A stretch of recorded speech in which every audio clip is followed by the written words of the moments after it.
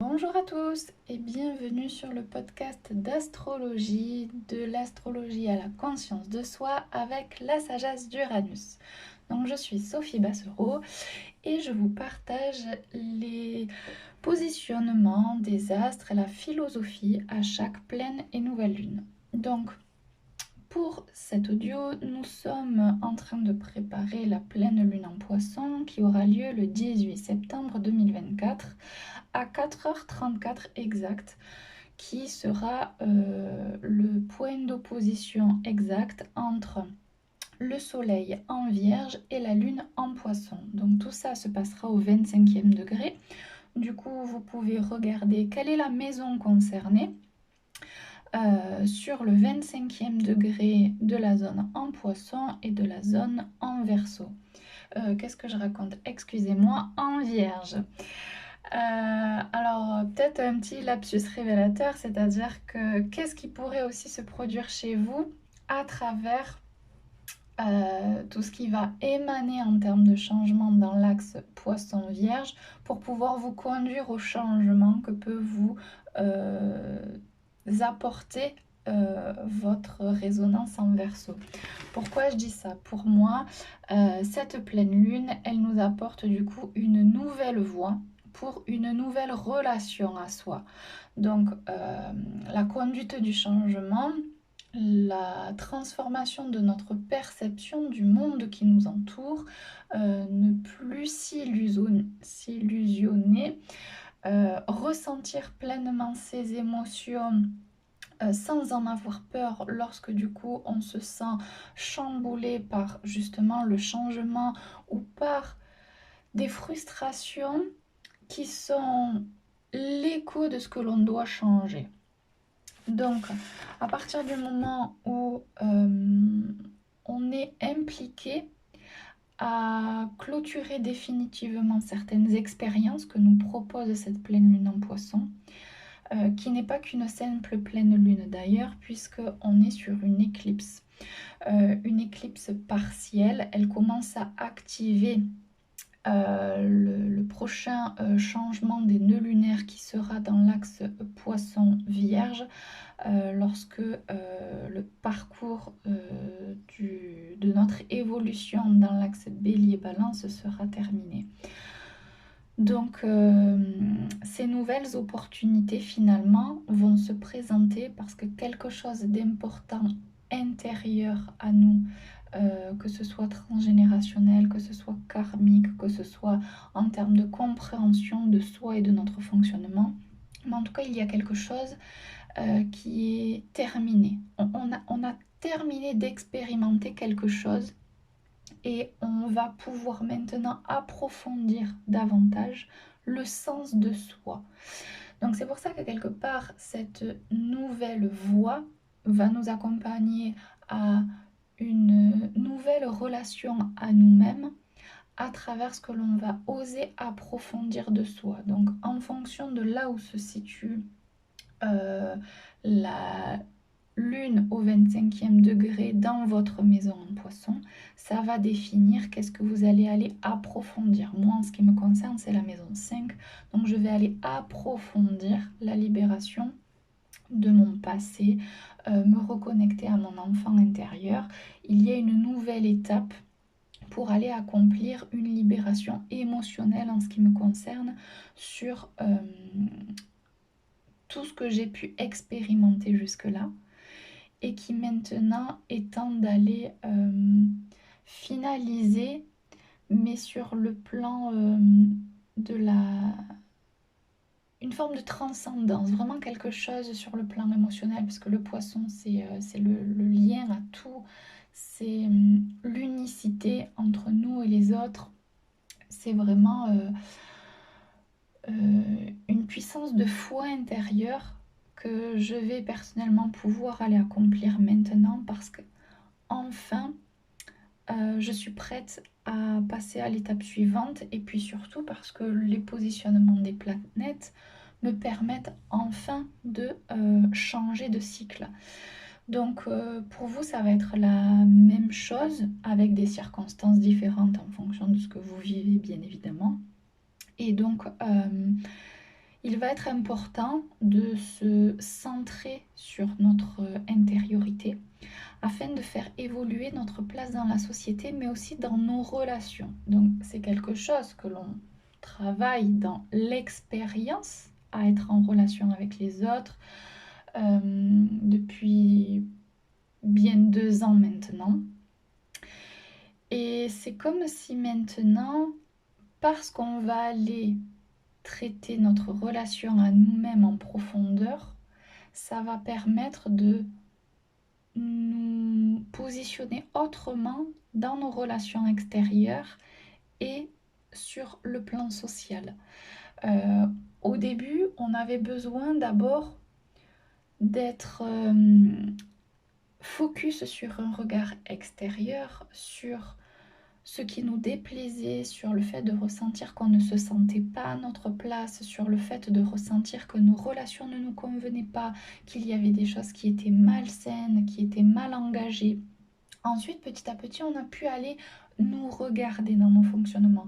On a pu commencer à regarder dans quelle mesure on était responsable aussi de ce que l'on pouvait alimenter de négatif vis-à-vis de notre dépendance affective, vis-à-vis de nos peurs, vis-à-vis aussi de nos fidélités familiales, transgénérationnelles qui nous portaient défaut pour pouvoir être nous-mêmes. Donc maintenant, c'est un peu comme cette étape quelque part finale où on a fini d'expérimenter tout ce cheminement dans un chaos émotionnel pour pouvoir maintenant comprendre le sens de la foi intérieure à cultiver et à solidifier afin de ne plus se croire malmené par l'extérieur. Il y a comme une amplification à notre sécurité intérieure. Donc, être plus proche du coup de nos comportements inconscients va être possible durant en fait cette période de 15 jours de pleine lune en Poisson, puisque justement c'est ce qu'elle nous permet d'accéder. Le Poisson est relié à Neptune. Neptune, c'est la reliance à nos rêves, à notre sensibilité, à notre émotivité. Il y a toute une reliance du coup avec la puissance de Neptune qui se retrouve au dernier degré du Poisson. Il est en maîtrise. Et donc, durant cette lunaison, finalement, ça active encore plus la puissance de la maîtrise de notre énergie Poisson. On a tous cette énergie puisque nous avons dans notre roue astrale les 12 signes du zodiaque. Donc, il y a comme du coup une forme de réajustement, mais aussi comme si on venait enfin épouser pleinement cette énergie Poisson qui jusque-là nous a mis à rude épreuve parce qu'on n'arrivait pas à se familiariser avec nos émotions, on n'arrivait pas à sortir de la rigidité, du contrôle de toutes nos croyances. Mais maintenant que Pluton est en train de terminer son cycle en Capricorne et qui nous permet justement d'accéder à une libération de ces anciens carcans, et bien là, il y a comme les derniers mois jusqu'à la fin de l'année, jusqu'à ce qu'enfin Pluton revienne en Verseau et en fasse son transit pour les 20 prochaines années, il y a comme un éclairage et une modification dans nos ressentis vis-à-vis à tout ce qui peut être insécurisant au niveau de notre ressource émotionnelle. Jusque-là, on voyait nos émotions comme un ennemi. Il ne faut pas ressentir, il ne faut pas en parler. Et finalement, on s'est rendu compte que le problème, c'était qu'on ne voulait pas ressentir, on ne voulait pas parler. Et à partir du moment où on s'entraîne à parler, et on est bien aidé avec Jupiter en Gémeaux, le maître du coup de la conversation et de la communication en pleine expansion, il nous appuie quelque part à aller ressentir, à aller s'exprimer sur ce qu'avant on pensait impensable de pouvoir communiquer. Il peut y avoir aussi une élévation vibratoire très importante qui font qu'on fait des rêves, des projections sur d'autres plans, une reliance à d'autres systèmes parallèles et invisibles pour certains qui auraient une réceptivité et une âme beaucoup plus vagabonde que terrestre dans la matière. Et donc ça va être aussi pour certains la possibilité de développer ce don à la fois médiumnique, de reliance à des communications invisibles, mais aussi à tout ce qui est voyage astral. Ce que je dis pourrait paraître encore perché et suspicieux par rapport à certaines personnes qui m'écoutent, parce que je sais que beaucoup de personnes qui ne sont pas forcément à fond dans l'astrologie, mais qui sont plutôt ici pour mieux se comprendre dans la psychologie. Du coup, il y a encore des autres facettes de la vie terrestre qui est entendable, discutable, mais de là à le vivre et à se sentir concerné, ben c'est encore autre chose. Et donc il est possible aussi que certaines personnes commencent à y avoir accès. Parce que l'élévation du taux vibratoire de la Terre, de tout ce que l'on peut ressentir, est en lien aussi avec ces éruptions solaires qui se décuplent de plus en plus depuis cet été. Si vous suivez plutôt les étoiles, l'astronomie, vous allez vous rendre compte que des éruptions solaires, en ce moment, il y en a de plus en plus. Des étoiles dans le ciel, il y en a des nouvelles. Des aurores boréales et des étoiles filantes, comme si le monde, en fait, il était merveilleux au-dessus de notre tête, dans sa magie.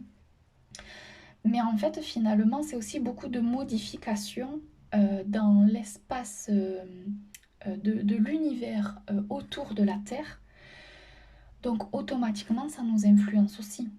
Donc tout ce qui est en mouvement au-dessus de nous et sur le plan cosmos, univers, est en lien aussi avec nous. On est influencé comme la lune à chaque fois, surtout pendant les périodes de pleine lune, où d'un seul coup, l'eau au niveau de la mer s'accentue, se déchaîne, il y a plus de vagues, plus d'intensité. Nous qui sommes faits d'eau, automatiquement, on a aussi une réceptivité et une irritabilité aussi possible qui s'accentue à ces moments-là parce que tout notre être rempli d'eau dans son fonctionnement, du coup est en train d'être comme perturbé. Il y a comme, vous savez, un court-jus, quelque chose d'électrique entre les éruptions solaires et l'eau qui se manifeste euh, avec nous.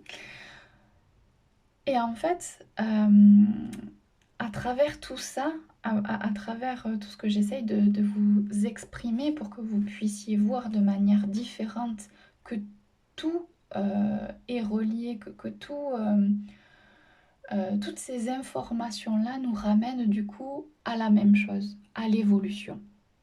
Et donc dans cette évolution de notre conscience, en traitant ce qui est inconscient pour pouvoir élever notre conscience, pour pouvoir grandir, se sentir plus serein aussi, plus mature. La maturité, elle se passe aussi dans l'éclaircissement du chaos émotionnel. Il y a du coup des dossiers qui vont se présenter ou qui vont venir demander des démarches supplémentaires en conscience pour pouvoir enfin les clôturer.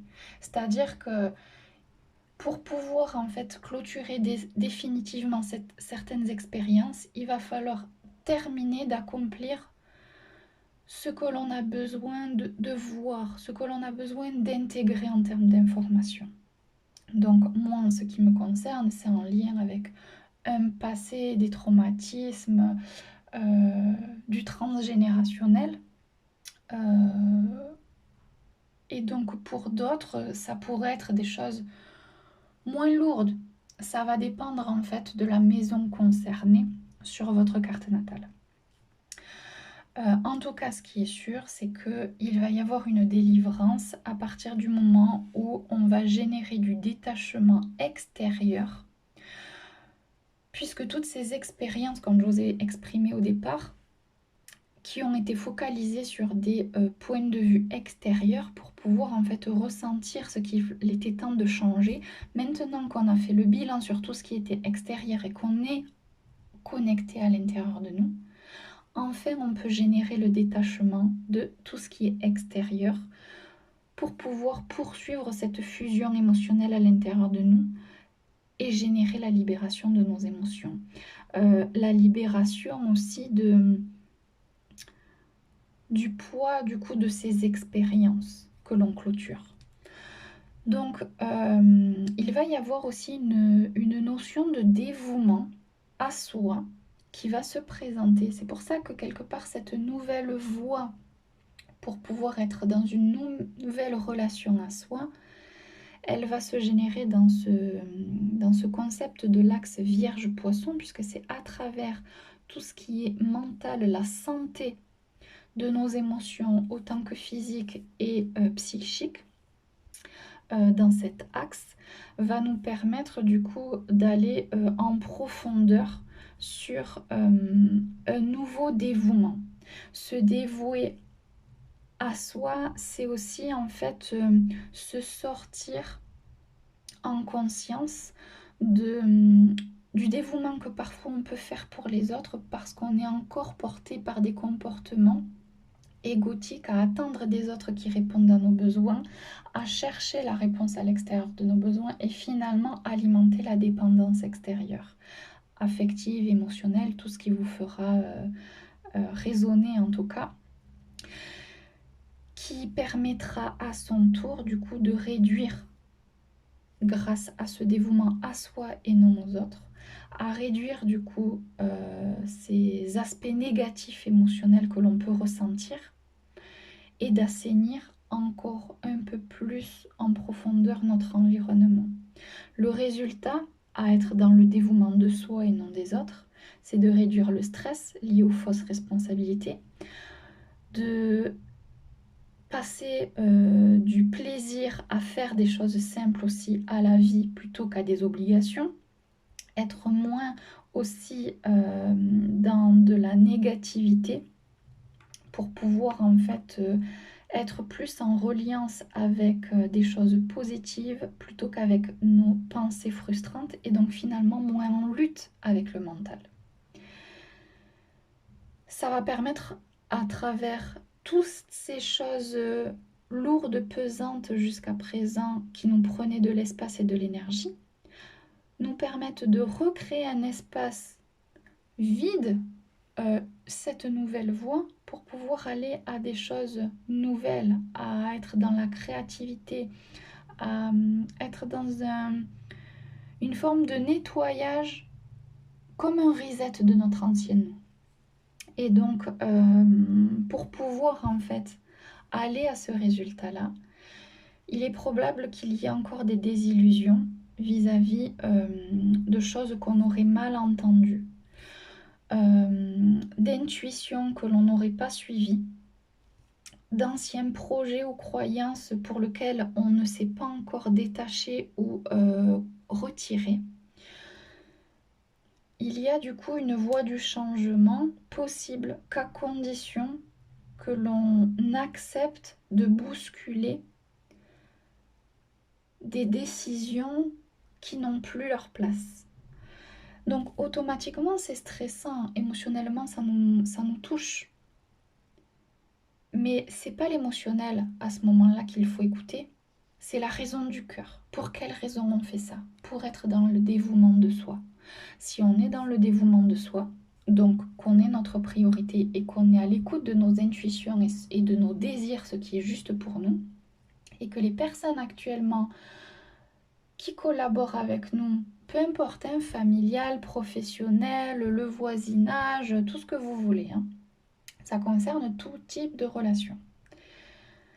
Pour pouvoir être en meilleure relation avec soi et plus juste avec soi, ça va aussi nous demander d'accepter que certaines relations, certains attachements, encore une fois, ne sont toujours pas porteuses pour ces nouveaux projets, ces nouveaux désirs.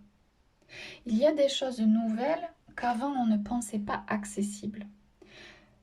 Si on travaille avec des personnes différentes, si du coup on ose aussi perdre ce qu'on croyait avantageux, alors qu'en fait c'est frustrant, pour pouvoir se dire, eh ben, maintenant j'ai accès à plus d'espace, finalement on ne perd rien. Cette notion de perdre quelque chose dont je vous ai parlé durant la nouvelle lune en Vierge, elle se représente ici sous le plan émotionnel avec un autre regard, un autre ressenti.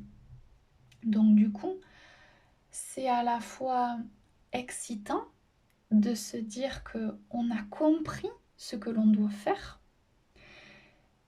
mais que pour ça, il faut aussi cesser de faire quelque chose que l'on faisait jusque-là. Dans la relation, dans une situation qui nous engageait, dans quelque chose où on a commencé à dire non, on a commencé à poser des limites, mais finalement, c'est pas suffisant parce que cette relation ne nourrit pas nos désirs et la nouvelle voie que l'on souhaite emprunter. Du coup, il y a eu comme une modification dans certaines relations qui maintenant peuvent aboutir à une fin de collaboration. Par exemple, sur le plan familial, ça peut être arrêter de subvenir aux besoins d'un enfant. Parce que jusque-là, on se sentait responsable en tant que parent, alors que finalement, cet enfant maintenant, c'est un adolescent, il est adulte, il travaille, il peut gérer son argent. À partir du moment où on se focalise sur le fait de lui apprendre à être responsable de sa vie, plutôt que de prendre en charge ses responsabilités pour subvenir à ses besoins, eh bien en fait on se maintient dans une ancienne relation de pouvoir parent-enfant. Sauf que cet enfant, si on veut qu'il grandisse pour pouvoir avoir une nouvelle voie personnelle, pour pouvoir s'accomplir et avoir du temps pour soi, eh bien il faut aussi accepter de lâcher l'ancien rôle que l'on pouvait avoir au contact de cet enfant. Et finalement, chacun reprend sa place. Quand je parlais tout à l'heure du coup de la place sociale, de la place dans son environnement, en fait c'est ça. Il y a quelque chose qui nous insécurise parce qu'on ressent que l'on doit changer quelque chose, que l'on doit cesser de fonctionner d'une certaine façon. Et maintenant, c'est comme si, en fait, on sait ce que l'on doit faire, mais il faut oser passer à l'action. Et donc, émotionnellement, ça chahute, quoi. C'est normal, c'est de la résistance. Mais si on est dans le détachement et qu'on a la foi en nous, en notre valeur, en notre réussite, parce qu'on sait que ce que l'on doit modifier, que ce que l'on doit apporter dans notre environnement est plus juste, et plus sain, et plus respectueux de nous, et qu'on n'est plus dans le mensonge, à partir du moment où on ne ment plus, où on n'est plus en surcharge, où notre énergie, elle est plus équilibrée dans le donner-recevoir avec les autres et avec soi, à ce moment-là, tout est plus léger. Le détachement, en fait, se transforme en libération et plus dans une peur de perdre. Ça devient le cadeau, enfin la chose que l'on voulait et qu'on avait du mal à accéder. Et là maintenant, en fait, on peut y accéder. C'est possible. Donc, les désillusions, ça va être juste une manière soit d'aller vers du pardon à soi-même aussi, c'est possible. Se pardonner d'avoir mal compris certaines choses, se pardonner d'avoir agi d'une façon qui n'était pas correcte ni pour l'autre ni pour soi. Ou aussi une désillusion sur ce que l'on a pu projeter qui n'était que la reliance en fait à nos blessures, à notre dépendance que l'on n'arrivait pas à assumer. Et si maintenant on assume que pendant un certain temps, ou sur certaines situations, parce que pas pour toutes, hein, des fois on peut être quelqu'un de de très autonome sur certains sujets. Je sais me faire à manger, je sais aller faire les courses, et quelque part, je suis en totale dépendance quand il s'agit en fait d'être au contact des autres. En totale dépendance quand j'ai un problème technique, informatique, ou sur une voiture, ou je ne sais quoi. En totale dépendance avec, je ne sais pas, mon voisin qui me permet de faire quelque chose au quotidien qui me soulage. Et en fait, si j'apprenais, si je lui demandais de m'apprendre à faire ce qu'il sait faire, plutôt que de compter sur lui pour qu'il réponde à mes besoins. Mais en fait, ça change tout. Et donc les désillusions, elles peuvent être à la fois sur soi comme sur les autres.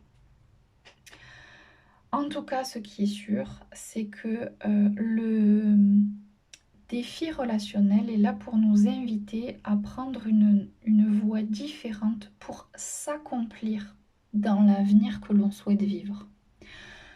C'est une suite sans fin en fait. Au final, à chaque fois, je vous parle de la même chose, de ce changement, de cet avenir auquel on croit, mais où finalement, si on ne s'implique pas, si on ne se croit pas capable de contribuer au changement maintenant, on ne pourra pas vivre le résultat de ce que l'on aspire.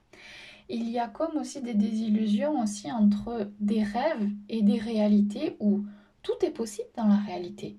Mais si on passe notre temps à rester dans nos rêves sans passer à l'action sur la réalité pour que ces rêves prennent vie, et bien en fait, ça ne fait qu'accentuer, que dissocier le rêve de la réalité. Se dire que de toute façon, je n'en suis pas capable, ce n'est qu'un rêve, ce n'est pas accessible. Si, tout est accessible, à condition du coup de se détacher de ce qui ne nourrit pas nos ambitions et la matérialisation de nos rêves. Donc ça demande du coup d'arrêter d'être en relation ou de ne plus demander à certaines personnes ce qui ne nous est plus favorable pour pouvoir avoir l'ouverture de rencontrer de nouvelles personnes qui auront les mêmes aspirations et qui auront de nouveau cette complémentarité qui n'existe plus avec les relations actuelles. Et ça ne veut pas dire qu'on n'a pas d'affection ou qu'on n'apprécie pas ces personnes-là.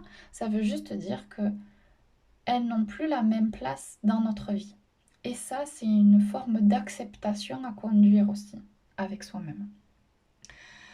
Donc, tout ce qui va être généré pendant cette pleine lune en poisson va avoir des répercussions importantes et profondes au mois de mars et l'année prochaine, lorsqu'on sera sur la nouvelle lune en poisson et lorsqu'il y aura du coup les éclipses dans l'axe poisson-vierge, que ce sera la saison.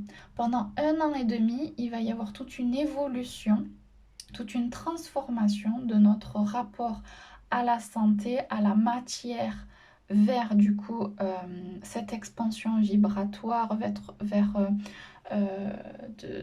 du conscient à l'inconscient, qui va se démultiplier lorsque les nœuds lunaires vont changer entre Bélier et Balance vers le Poisson et la Vierge en mars l'année prochaine. Il va y avoir à la fois la clôture de tout le parcours d'évolution de l'axe Bélier-Balance et le déploiement de la nouvelle voie d'évolution. Et c'est comme si tout ce qui allait se faire là maintenant va être l'expansion jusqu'à 2027 de tout ce que l'on va engager en termes de transition et de transcendance émotionnelle pour vivre cette vie complètement différente. Alors la vie complètement différente, ça ne veut pas forcément dire changer de lieu de vie ou changer de travail. Là actuellement, je vous parle de vos croyances, du système nerveux, de votre compréhension sur l'ensemble de ce qui nous entoure. C'est pour ça que tout à l'heure je vous parlais d'énergie, je vous parlais de l'invisible et de ces développements du coup spirituels et non palpables. Cette expansion vibratoire de reliance à des perceptions que jusque-là on ne pensait pas accessibles ou pour lesquelles on ne se sentait pas concerné.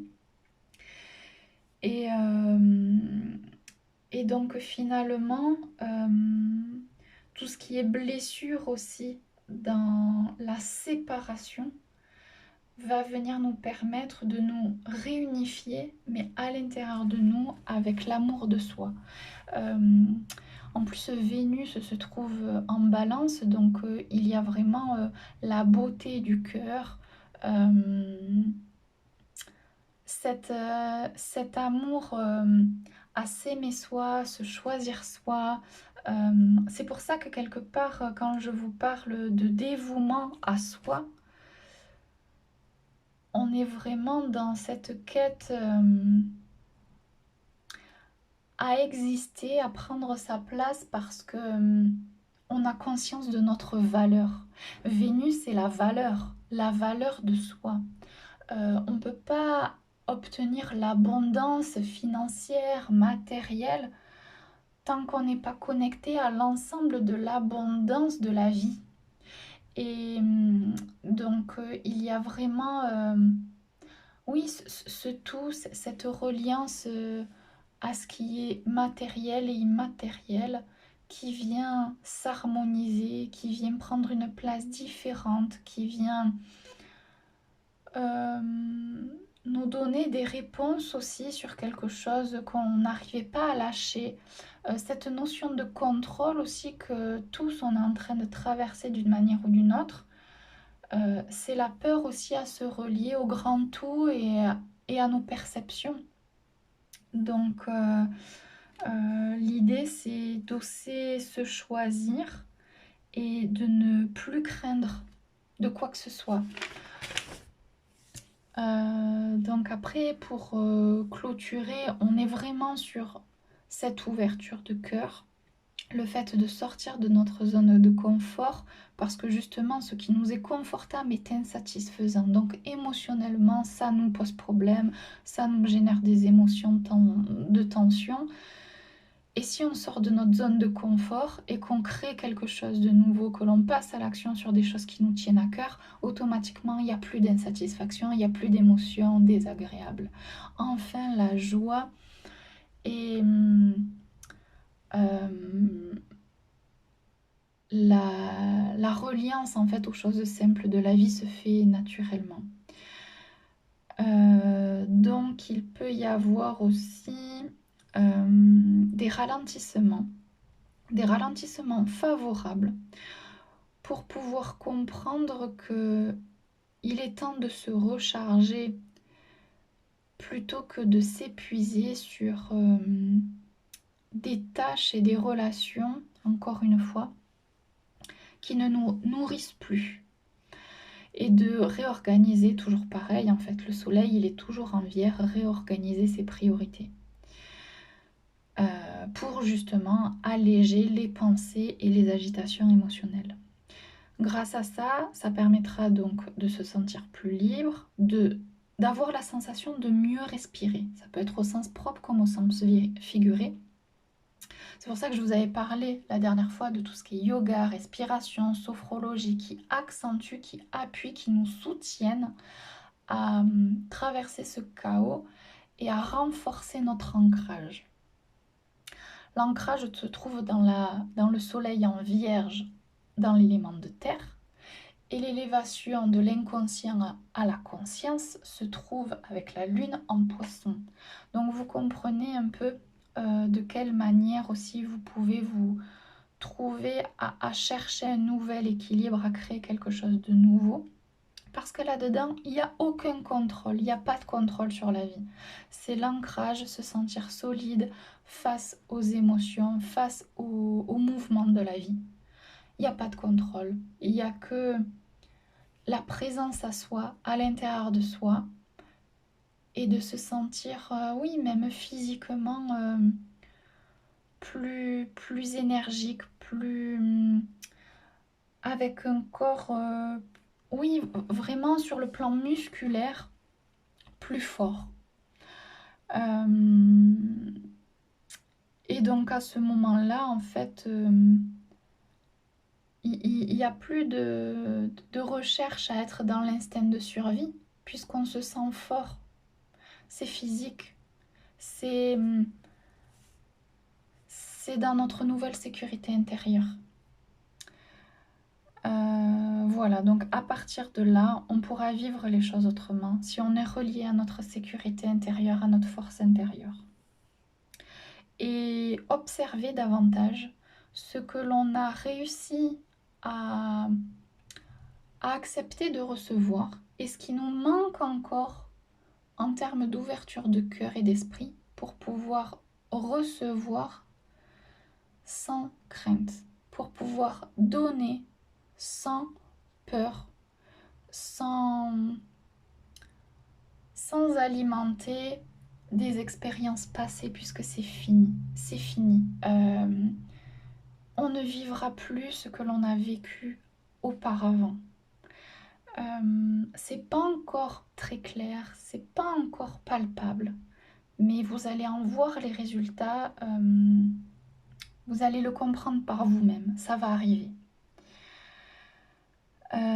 Donc j'ai envie de vous dire que voilà, cette nouvelle voie, du coup, elle se dessine, où on ne peut que se concentrer sur notre énergie sans culpabiliser. Et c'est ça, c'est la non-culpabilisation qui va faire grandir la foi en nous, notre valeur. Du coup, la priorité, c'est de se nourrir soi. Ça va permettre d'enrichir notre vie, d'apprécier les autres, même s'ils n'ont plus la même place que ce qu'ils avaient avant, même si on ne partage plus les mêmes choses que ce qu'on pouvait partager avant avec eux. Et du coup, de se sortir de projets ou de relations qui ne nous donnent pas les moyens d'accomplir ce qui nous tient à cœur. Donc concentrez-vous, c'est quoi qui vous tient à cœur? Et à partir de là, let's go, voilà. Donc pour ceux qui résident en Corse, il y a une rencontre à Ghisonaccia à l'espace Vitanova le 21, le samedi 21 septembre, c'est le week-end prochain, de 9h à 18h. Ensuite, on se retrouve à Bastia le samedi 28. Il y a 2 consultations le matin de disponibles et l'atelier l'après-midi à 16h30. L'atelier sera pour vous aider à mieux analyser, à mieux comprendre l'usage de votre carte natale.